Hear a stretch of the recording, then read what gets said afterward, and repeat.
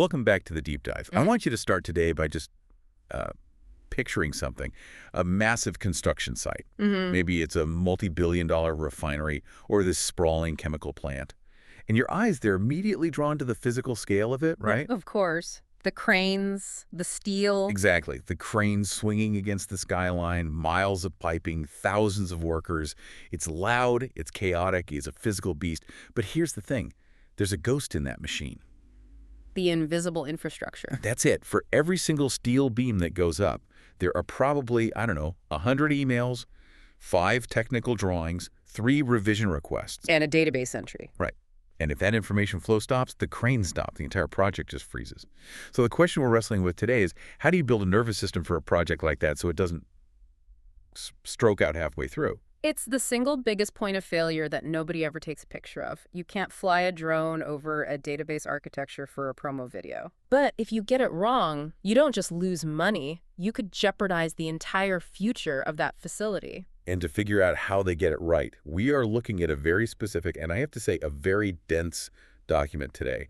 It's labeled Document E2.10.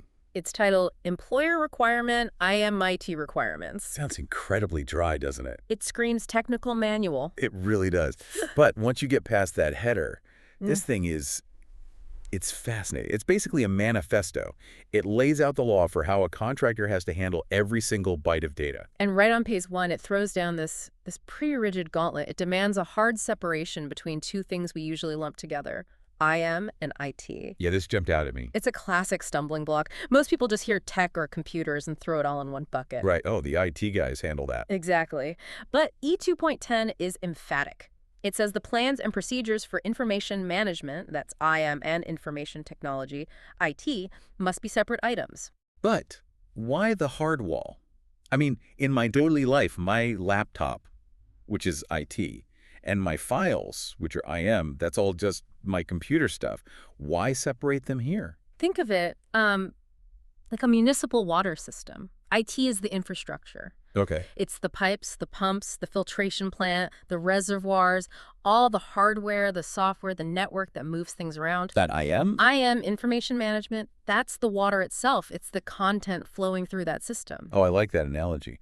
So you can have the most expensive gold-plated pipes in the world, incredible IT, Right. fast servers, great security. Yeah. But if the water flowing through them is toxic sludge, the whole system is useless. Precisely. And the other way around, too. You can have pristine water, perfectly accurate engineering data, but if your pipes are leaking or the pump breaks, that data never gets to the engineer who needs it. So you don't ask a plumber to test the water chemistry. And you don't ask a chemist to weld a pipe. This document gets that. It knows they are two different skill sets. Okay, that puts it in perspective. So let's start with the water then. Information management.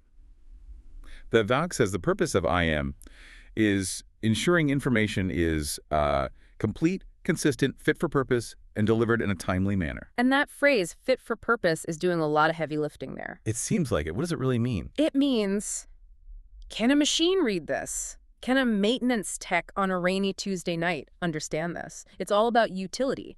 And to get there, the document creates this strict binary between two things, documents and data. I feel like I use those interchangeably. Send me the data. Send me the document. We all do. But in this world, the distinction is, well, it's not almost legal. A document, according to E2.10, is user-readable. Think a PDF, a drawing, a spec sheet. It's meant for human eyeballs. It's static. Right, it's a thing I print out and slam on a desk. Exactly. But data is defined as raw, numerical, coded information that a computer can process. Spare parts numbers, corrosion loop values, equipment tags. So why do they care so much about separating them? Why not just put the corrosion data in a PDF report and call it a day? Because you can't feed a PDF into a predictive maintenance algorithm. The whole point is that data has to stay as data so you can feed it into operational systems later on, like the CMMS, the computerized maintenance management system. If you lock that data inside a PDF, a document, you've effectively frozen it. It's dead information. You have to pay a person to open the PDF, read the number, and manually type it into another system. Which introduces human error. And it's painfully slow. Right. This requirement is trying to automate the future of the plant before it's even built. The document is also really strict about how this data looks. Yeah. Right? It mentions IM standards and specifications. The contractor doesn't just get to open Excel and, freestyle it. Oh, no, that would be a complete disaster. It refers to the FEED documents, front-end engineering design. It basically says, use the templates we gave you. And if there isn't a template, Then the contractor has to write the spec themselves, but they have to do it in consultation with the engineer. No going rogue. it feels like they are trying to prevent a Tower of Babel situation. That is the perfect analogy. You have a subcontractor from Germany, one from Korea, one from the US. One writes dates day, month, year, the other month, day, year. One uses metric, one uses imperial. Okay, You'd have a digital landfill, not a database. So E2.10 is the dictionary. Everyone speaks the same language, or you don't get paid. brutal. Okay, so we've standardized our water. Now we need a reservoir. The document talks a lot about the EDMS, the Electronic Document Management System. In my head, that's just a fancy Dropbox. Is that fair? It's a bit insulting to the EDMS, honestly. A Dropbox is a bucket you throw files in. An EDMS is a brain. It's a structured repository. And the key word the document uses is traceability. Right. It says the system must contain all revisions, versions, and renditions. I stumbled on that word, renditions. What's the difference between a native file and a scanned image? It all comes down to legal liability. The native file, say, the CAD model, is editable. It's the living design. Okay. But you can't typically sign a CAD file with a wet ink signature. So you print it out, the chief engineer stamps it, signs it, and you scan that back in. That scan is the rendition. It's the legal record of what was approved on a specific date. So the native file is for working. The rendition is for suing people if something goes wrong. A bit cynical, but yeah, pretty accurate. And the EDMS has to link them. So when you pull up a drawing, you see both the editable version and the signed legal version. The document also talks about superseded documents. Yeah. The primary display always shows the latest version, but the old ones have to be available. It's a time machine. Think about a forensic investigation. A pipe bursts. You look at the current drawing and it looks fine, but maybe that pipe was installed 6 months ago based on revision B, and the mistake was only fixed in revision C last week. If the system just overwrote the old file, you'd never know why it was installed wrong. You need the history. It's not just about what is true now, but what we thought was true then. Exactly. And this leads to the other superpower of the EDMS, linking. The document requires document-to-object links. This was the part that felt kind of sci-fi to me. Linking documents to specific units, systems, or tags in the asset hierarchy. This is the big shift. It's the move from an electronic filing cabinet to a true digital twin. In a normal file system, you might have a folder called pumps with 1,000 PDFs in it. I mean, you'd have to use CTRL-F and just pray. Exactly. But E2.10 requires that the document is digitally tethered to the asset tag, say P101. So an operator can look at a 3D model of the plant, click on that pump. And the manual, the maintenance history, the safety sheets pop up. They pop up. They don't search for files. They navigate the physical reality and the information follows. That saves a ton of time. But setting that up, wow, that sounds like an incredible amount of data entry. It is immense, thousands of man-hours. But the employer is paying for it up front so they don't pay for it in downtime later. Speaking of setup, I want to talk about granularity. Section 3 gets into the weeds on tagging. There's this tag register that has to be submitted every 6 months. The tag register is the census of the plant. Every single piece of equipment needs a name and a number. But how deep does it go? The document uses this phrase that I circled, lowest maintainable item. That is the golden rule of maintenance engineering. Explain that. Because to me, it sounds like we're tagging every single screw. We're close. Yeah. Think of it this way. You buy a car. The car has a VIN number that's a tag. Sure. But if the alternator dies, you don't replace the car, you replace the alternator. So the alternator needs its own tag.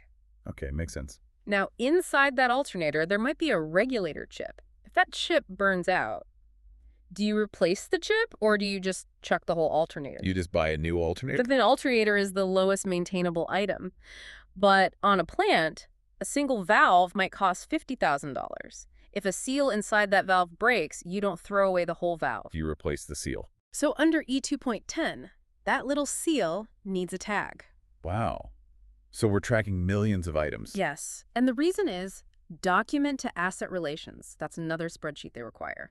The contractor has to map every single document to every single one of those tags. So 5 years from now, when that $50,000 valve blows a seal, the operator clicks the tag for the seal. And the system pulls up the exact part number and the supplier from a document that was linked 5 years ago. That's incredible. Otherwise, they'd be shutting down the plant just to figure out what part to order. It could be days of lost production. With this system, they order the part before they even grab a wrench. It's like the entire construction phase is just one big setup for the maintenance phase. From the employer's perspective, that is exactly what it is. Construction takes 3 years. Operations takes 30. So that covers the water information management. Let's pivot to the pipes. Section 4, information technology. The infrastructure of safety. This section is interesting because the tone shifts from organization to defense. It does. And the scope is exhaustive. It's everything. Internet Protocol Data Network, video conferencing, 3D modeling systems. They want to know about every microchip on that site and look at the focus on risk management. This isn't just install some antivirus. I noticed that. It lists the standard stuff, like denial of service attacks. But then, in the same breath, it lists loss of operating knowledge and expertise due to natural disaster, such as earthquake, flooding. That clause stopped me in my tracks. Oh. It's profound. Break that down. What are they actually asking for?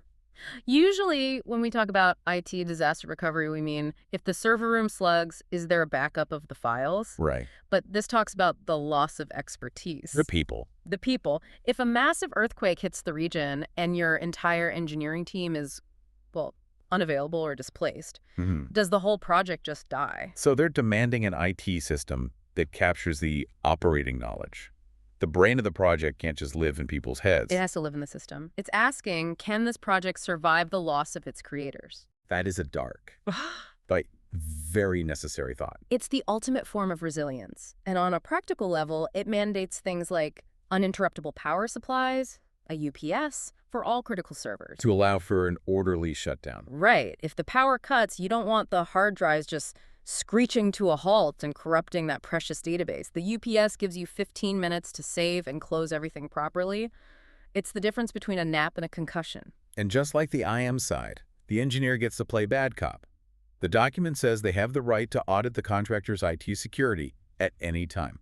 Trust but verify. You say your firewall is secure? Great.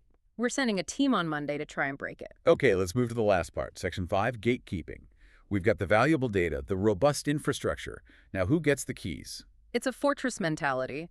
Access to the employer's own infrastructure is via a remote access solution only, and there's a strict segregation rule. It says the employer networks in the contractor's office are only for the engineer staff.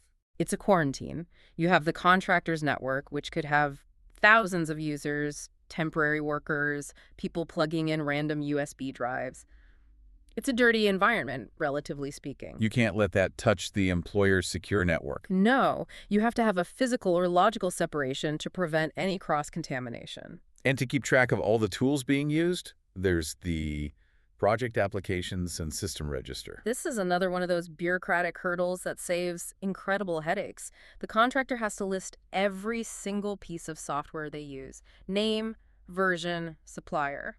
And even the license type network versus standalone. Why would the employer care about that? Imagine your best 3D modeler has a standalone license on his laptop. If he gets sick or quits or spills coffee on it, that license and all the work might be inaccessible. A network license sits on a server. If the modeler quits, you just assign that seat to the new person. It's all about ensuring continuity. It also prevents that Wild West scenario with software versions. Oh, absolutely. If I'm on AutoCAD 2026 and you're still in 2020, our files won't talk to each other.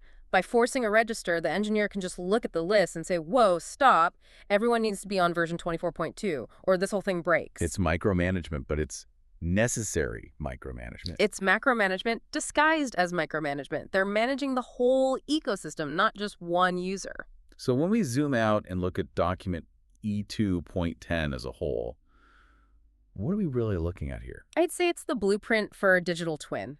We aren't just building a physical refinery with steel and concrete. We are simultaneously building a digital mirror of it. And the mirror has to be just as high resolution as the real thing. Exactly. If the physical plant has a pump, the digital twin has a tag. If the physical plant has a pipe, the digital twin has a corrosion loop data point. By separating IM and IT and enforcing that lowest maintainable item tagging, They're making sure the digital twin is alive. And that value lasts much longer than the construction team. That's the whole ROI. The construction is a sunk cost. The 30 years of operation is where the money is made. This document ensures that operation runs like a Swiss watch, not a chaotic scramble for missing PDFs. It really changes how you look at paperwork. It's not just admin, it's a structural element, just like a foundation or a support beam. If you pull the information out, the plant collapses just as surely as if you pulled the steel out. It just collapses slower and a lot more expensively. I want to circle back to that one thought you mentioned, the natural disaster clause.